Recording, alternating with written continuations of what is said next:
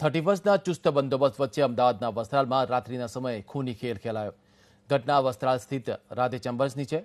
Maruti security કંપનીની ઓફિસમાં હત્યાની ઘટના બની. મારુતિ સિક્યોરિટીમાં સુપરવાઇઝર તરીકે ફરજ બજાવતો જસવંત રાજપૂત રાત્રિના સમયે ઓફિસ પર આવ્યો.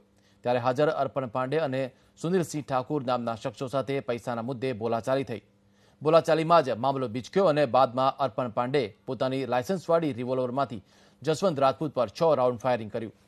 તો અર્પણના સાગરીત સુનિલસિંહે ગળાના ભાગે તીક્ષ્ણ હથિયારથી હુમલો કર્યો. ગંભીર રીતે ઘાયલ યુવાન ત્યાં જ ઢળી પડ્યો અને મોતને ભેટતા બનાવ હત્યામાં પલટાયો. ફાયરિંગની ઘટનાની જાણ થતાં જ તાત્કાલિક પોલીસનો કાફલો ઘટના સ્થળે દોડી ગયો. પોલીસે ગણતરીની મિનિટોમાં જ અર્પણ પાંડે અને સુનિલસિંહની અટકાયત કરી છે. પોલીસની પ્રાથમિક તપાસમાં આરોપી અર્પણ પાંડેને મૃતક જસવંત પાસેથી 1,80,000 રૂપિયા લેવાના હતા, જેના મુદ્દે હત્યા ન થયાનું પ્રાથમિક તારણમાં તપાસમાં સામે આવ્યું છે.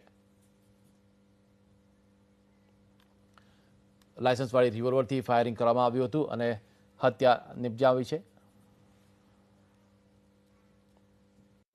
રાધે મોલમાં બીજા માળે ઓફિસ આવેલી છે મારુતિ સિક્યુરિટીની, જેમાં હત્યાનો બનાવ બનેલો છે, જેમાં જસવંતસિંહ ઠાકુર નામના ઈસમની હત્યા થઈ છે અને 2 આરોપીએ તેની હત્યા થઈ છે એવી ફરિયાદ દાખલ થાય છે અને જેની તપાસ ચાલુ છે.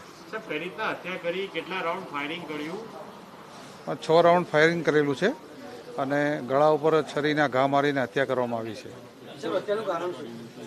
પૈસાની લેતી દેતીમાં હત્યાનો બનાવ બનેલો છે. આશરે 1,80,000 રૂપિયાની લેવડ દેવડ બાબતમાં આ ઝઘડો થયેલો છે. આરોપી પોલીસે રાઉન્ડ અપ કરી લીધેલા છે.